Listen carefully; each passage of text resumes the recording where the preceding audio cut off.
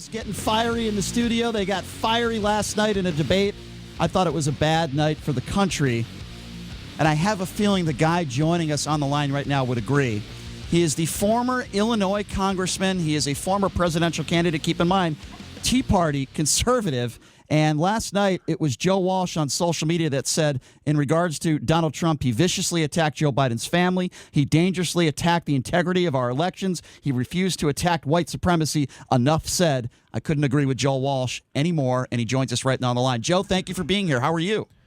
Amen. It's always an honor. I mean that. Good to be with you. Thanks, Joe. I appreciate it. So, Joe, the first hour of the show, we've been talking about Donald Trump and the Proud Boys and the fact, Donald Trump's comments yesterday where he said stand back and stand by. There were a lot of moments. We'll get into that. But what do you make of that moment? I thought it was very haunting. Look, again, there's well, what's haunting is that happened, about 12, 15 hours ago. Yeah. And if Donald Trump made a mistake or screwed up, he or his team would have clarified. His communications director said an hour ago, there's no need to clarify. There's no need to clarify. This is who he is. The guy who said about all the dead Americans from the virus, it is what it is. Look, there was no surprise last night. This is who he is. And I got to tell you, I think it was a good night for America. I really do. Really? The best thing about Donald Trump is he's waking people up. The American people, I've said this for years, you guys have probably said this, we've grown fat, lazy, and stupid. Too many people don't pay attention to politics. Mm-hmm. It's why such a horrible human being became president. My hope is that a lot of people actually really watched Donald Trump at length for the first time last night. And if they did, they found out how cruel and unfit he is. I agree, but I think if you're one of those people that didn't think he was unfit or didn't think he wasn't up for the job before the debate, then I have questions for you. But let me ask you this, Joe Walsh.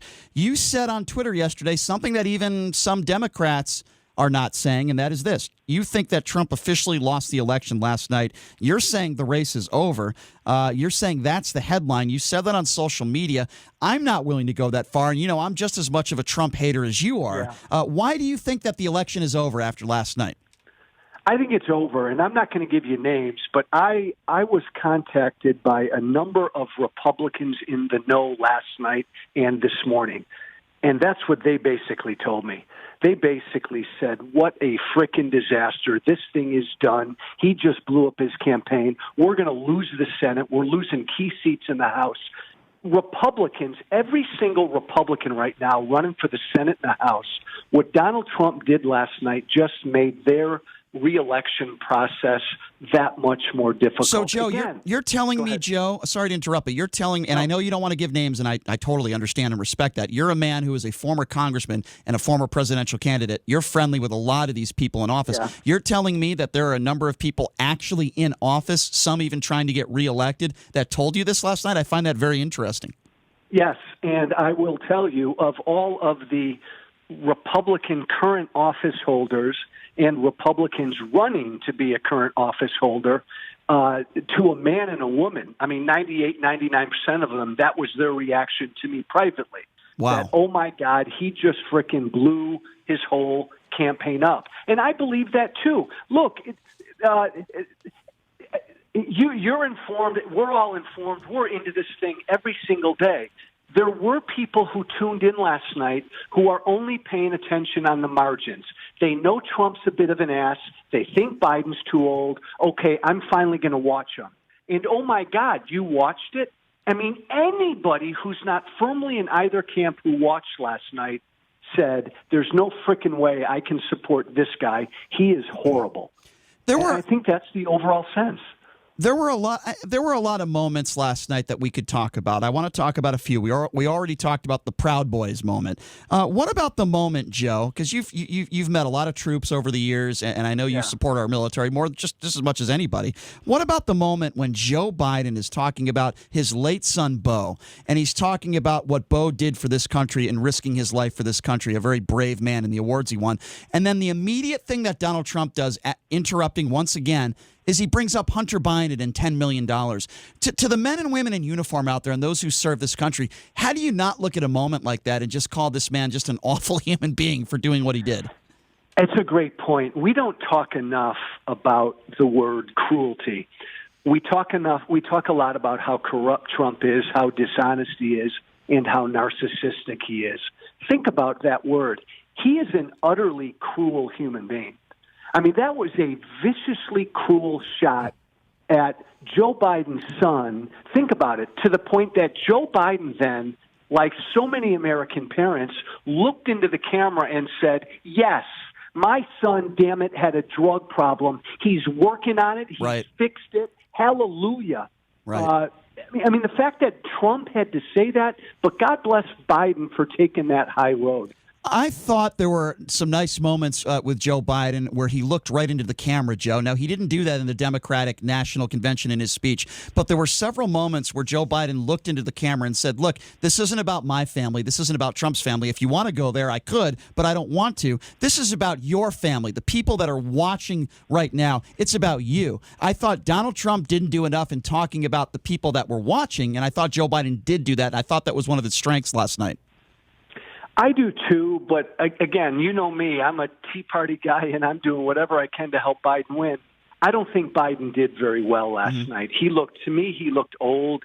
He didn't look sharp enough. He didn't look strong enough. Man, he should have grabbed that debate by the balls early once Trump started his thing and said, hey, Chris Wallace or Donald Trump, either we're doing this the right way. I mean, 207,000 Americans are dead. We sound like a couple of 5-year-olds up here. You're right. You're right. Biden's not sharp enough anymore to do that. I thought he was just okay, but that doesn't matter. The story of the debate is this is a horrible human being, and we cannot have 4 more years of him. Hey, Joe, why did this horrible human being not insult Joe Biden directly? Why did Joe Biden call Donald Trump a clown 3 times, a racist? Told him to shut up. Look, said, hey, you're the worst president in American history. Why did Donald Trump not call him Sleepy Joe? He used the word Pocahontas one time as when referencing Elizabeth Warren. But for being such an awful human being who can't argue, why did he not take that lowest hanging fruit and attack Joe with personal insults like Joe attacked him? Well, because he was too busy just interrupting Joe Biden every time Joe Biden opened his mouth. But to your point, I agree. I didn't like what Biden did there. I didn't like him trying to sound like Trump and just hurl insults. What I liked was, what he should have done, I think, is just ignore Trump and say, Chris, are we going to have a debate right now? We have 100 million Americans tuning in, once in a lifetime pandemic. Are we going to have a debate or not? I agree with you. I didn't like Biden doing that. That's why I didn't think Biden was real strong last night either. I'm going to agree with you on this take. I didn't think Biden had a great debate. Absolutely not. All I look and I say what I've said, Joe, for the last year is that Joe Biden is a decent human being and Donald Trump is not, and that was showcased last night. Yeah, were there times that Joe Biden got frustrated? Should he have told Donald Trump to shut up? Probably not. Could he have handled the debate better? Did he seem kind of old? Yes. But the fact that this man, everyone's saying he's got Alzheimer's and he's this. Look, the man is in his late 70s, Joe. He was still able to stand up there for 90 minutes with a guy that was shouting in his ear the entire time. I thought under the circumstances he could have done a lot worse, especially a man of his age. Was it a great performance? No. I agree with you on that. But with that being said, do you really think that this moves the needle? Obviously you do, Joe. Tell me why. Yeah, I do. And by the way, you make a great point. In Biden's defense, who the hell could handle something like that? Right. I mean, a big bullying coward in your grill interrupting you every time you utter a word. Agreed. That would be tough for anybody, let alone a respectful 77-year-old guy. Right. Here's what we know. Trump was losing, and historically, Trump is getting his ass kicked right now. He's down big time. He needed to change something last night. And I'm telling you, based on what I'm hearing privately and some of the numbers I'm seeing internally and publicly, it's not like Biden's going to increase his lead by about 10 more points. There's not enough there. Right. I think you're going to see Biden's lead tick up even more, and then that's game, set, match. So let's talk a little bit about if, and it's a big if, but if you're right, and if Donald Trump loses, we all know, Joe, he's just not going to leave. I mean, this could take a long time before it's finally conceded. In fact, Donald Trump may never concede. This idea about voter fraud, you've been in a bunch of elections. You've been through You've been down this road before. They like to bring up the fact that 9 votes were military votes for Donald Trump were thrown in a bin somewhere. Talk to me a little bit about this voter fraud or lack thereof. Why Donald Trump keeps bringing it up, and Joe Biden seems to think, and I agree with him, he's only bringing it up because he's looking for an excuse because there's no evidence, and according to the FBI director, there's no widespread voter fraud when it comes to mail-in voting. What do you say? Billions. That's with a B. Yeah. Since the year 2000, billions of ballots in this country have been cast via mail. Billions. And since 2000, there's only been 1,000 cases of ballots even being investigated. Every time Donald Trump talks about voter fraud, he's lying. He's doing it all because he knows he's going to lose. He's trying to get his voters not to accept the results of the election. He's inciting violence. Now, and that's a horrible, ugly, un-American thing to do. No other president would do that, but that's Trump. But here, I'm a contrarian on this, guys. I think the resistance to Trump is so profound. The three of us are going to go to bed on election night. We're going to know who the winner is. Yeah. I don't buy this crap that I hope we're not so. going to know for days or weeks. I think people are voting in droves early. They're handing in their mail-in ballots early. I think we're going to know pretty quickly that Trump lost. I hope you're right, Joe. I really do. If you're just joining us again, we're speaking with former Illinois Congressman and presidential candidate Joe Walsh. All right. Pick your favorite restaurant in Vegas. If I'm wrong, I'll fly out to Vegas, and I'm taking you two out to lunch. Ooh, I might take you up on that, Joe. I'm looking forward to that's totally fair. Steak and shrimp and lobster. Joe, I look at this from a different perspective than you. I think that Joe Biden ended up being the person that Donald Trump was supposed to be, the one that lied, the one that hurled personal attacks, and he was also very flip-floppy on issue. On like example, the Green New Deal. He called it the Biden plan. Don't you think that he kind of bad answer? That he alienated Alexandria Ocasio-Cortez and her base, and also Kamala Harris, who has been a big advocate of the Green New Deal, when he gave an answer like that? Look again. I'm not going to argue with you, my friend. That Green New Deal answer, that was a bad answer by Biden's as well. I just think the dynamic here is Trump. It's a referendum on Trump. And look, is Biden the great answer to anything? No. Donald Trump, though, needed to change that dynamic. Right now, this is all about, do you want 4 more years of this guy in your grill every single day? And what Trump did last night was even make that worse, because he made the whole night about himself. You're right. There are legit things that Biden said that were wrong and he should be gone after for. But nobody is going to talk about any of that because Trump dominated the whole night with his horrible behavior. Yeah, I agree. I want to ask you this, Joe. What did you make of this whole taxes situation that came out a few days ago by the New York Times, allegedly, that Donald Trump paid $750 in income tax 1 year and didn't pay income taxes 10 of the last 15 years? What do you make of that situation? None of it a surprise. He's probably a tax cheat. There's probably something criminal there, and it's probably being investigated. To me, the most important piece is this. We have a sitting president that's $400 million in debt. That debt is personally guaranteed by him, and it's due in the next few years. I think the American people deserve to know to whom exactly their president owes $400 million. That is a compromised president. That's a major conflict of interest. I was going to ask you, who do you think he owes it to? We're speculating here. Deutsche Bank, Vladimir Putin, is it Russia? But Putin's got him by the balls. The answer to everything is Vladimir Putin has Donald Trump by the balls. That's the answer to everything. All right. Well, I'll take your word on that. You know what? Listen, Joe, it would not surprise me one bit. Let's be clear. It would not surprise me one bit. Why is it that Donald Trump defends Vladimir Putin at every end, but when it comes to our own politicians in this country, he blasts them on a daily basis? Won't do that with Kim Jong-un. Won't do that with Vladimir Putin. And how about the moment, Joe, last night in the debate where they're talking about where Joe Biden brought up the fact of Vladimir Putin putting, money on the heads of American soldiers. Yeah. And how about Donald Trump's response to that? Just completely avoided it. We've got Eric Trump on tape, on TV in 2014 when Eric Trump said, we don't need to get money from American banks anymore. We get all our money from Russia. Right. Trump's son said that. I mean, it's you're right. astounding. Let me ask you this. Do you think if you were in Congress right now, if you were on the Intelligence Committee, Joe, how would you respond if a Democrat brought up the fact that they believe it is a national security issue that the President of the United States, if reelected for 4 more years, owes hundreds of millions of dollars in debt? As the president, would you find that to be a concern for national security? I've said in the book I wrote that came out in February before impeachment said, I think Trump's the greatest national security threat we have because he's incapable of acting in the country's interest. He only acts in his own interest. I mean, think about this, guys. The guy is running for president in 2016, and he's trying to get a deal to build a Trump Tower in Moscow. Okay, that's fine, but he's running for president of this country, and he doesn't even tell the American people about that. Imagine Obama's running for president, and Obama's trying to build an Obama resort in Iran, and he doesn't tell the American people.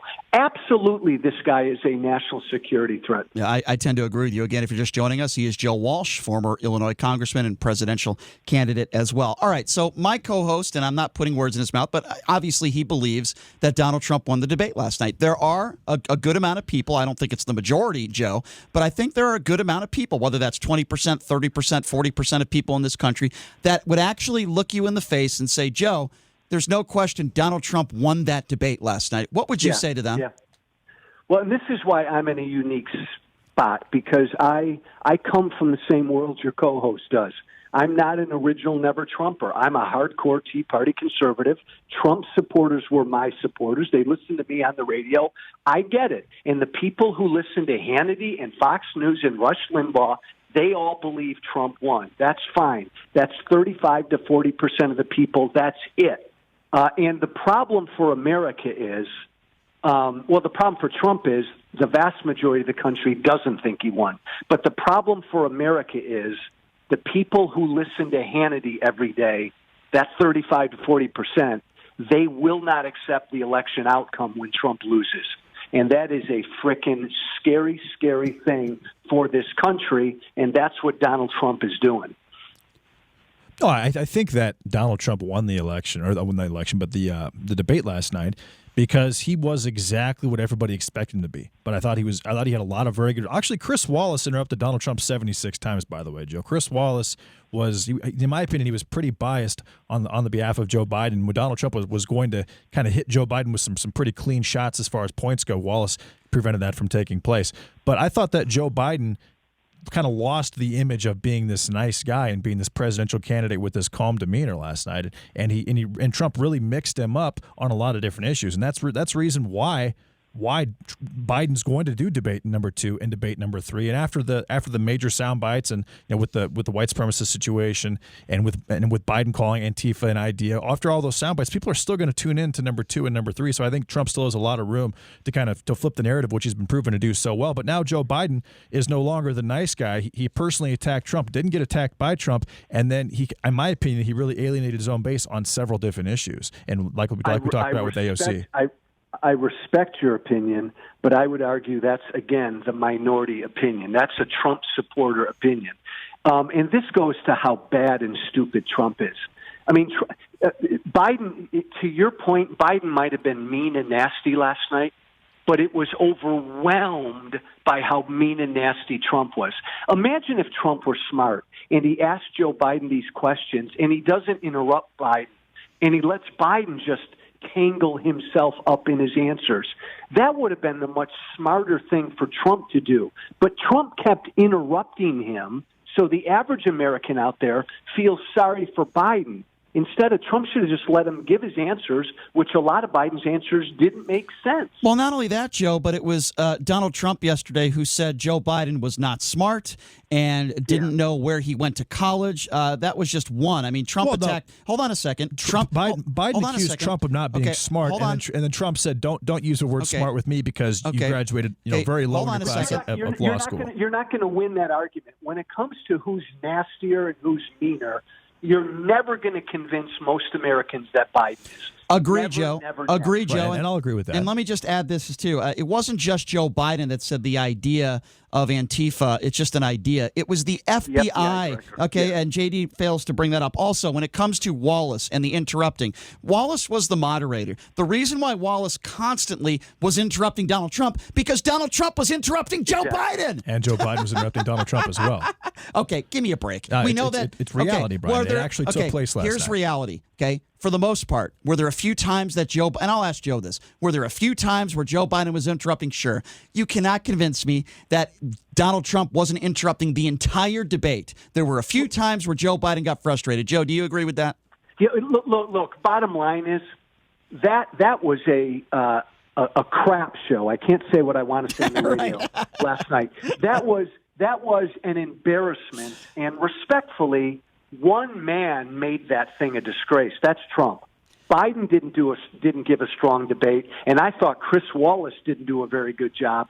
But one man turned that debate last night into a crap show, and that's Trump. He's only got himself to blame. He's just a freaking idiot, and he's cruel. I agree. And It by is the who way, he is. I agree. And by the way, it was Joe Biden who started the debate with class. People forget this. It was Joe Biden who took the mic first, and Joe Biden said, "Mr. President, I appreciate you agreeing to do this. Thank you for being here." Like that was a nice moment. I said, I hope Trump could give Biden the same respect. He never did. Joe Biden started that debate with class, and I understand why he got frustrated. And we can criticize Joe Biden for doing some things. I didn't like it when he told Trump to shut up, but I understand why. The man was getting frustrated. Wallace was getting frustrated. Yes, going back to Wallace, Joe, I wish it didn't take Wallace an hour and 14 minutes to finally say, Donald Trump, knock it off. Stop interrupting. He should have done it earlier. So let me ask you this. Go ahead. You two may disagree with me.